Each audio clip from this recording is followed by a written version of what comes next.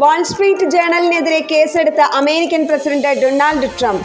മാധ്യമം തെറ്റായ വാർത്തകൾ പ്രചരിപ്പിക്കുന്നുവെന്നും ആരോപണം.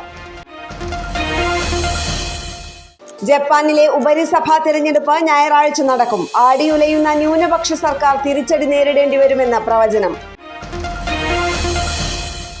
ലണ്ടനിലെ ലോർഡ്സ് ക്രിക്കറ്റ് ഗ്രൗണ്ടിൽ നടക്കുന്ന വനിതാ ക്രിക്കറ്റ് പരമ്പരയിലെ രണ്ടാം ഏകദിന മത്സരത്തിൽ ഇന്ന് ഇന്ത്യ ഇംഗ്ലണ്ടിനെ നേരിടും. ഉച്ചതിരിഞ്ഞ് 3:30 മത്സരം. ആഗോള സഹകരണം വർദ്ധിപ്പിക്കുമെന്ന സംയുക്ത പ്രസ്താവനയോടെ ദക്ഷിണാഫ്രിക്കയിൽ നടന്ന ഗ്രൂപ്പ് ഓഫ് 20 ദ്വിദിന യോഗം അവസാനിച്ചു. തേവലക്കരയിൽ ഷോക്കേറ്റു മരിച്ച മിഥുന്റെ സംസ്കാരം ഇന്ന് ഉച്ചതിരിഞ്ഞ് 4-ന്. കേരളത്തിലെ 5 ജില്ലകളിൽ ഇന്ന് ഇന്ത്യൻ കാലാവസ്ഥാ വകുപ്പ് റെഡ് അലേർട്ട് പ്രഖ്യാപിച്ചു. ഇതിൽ മലപ്പുറം, കോഴിക്കോട്, വയനാട്, കണ്ണൂർ, കാസർഗോഡ് ജില്ലകൾ ഉൾപ്പെടുന്നു.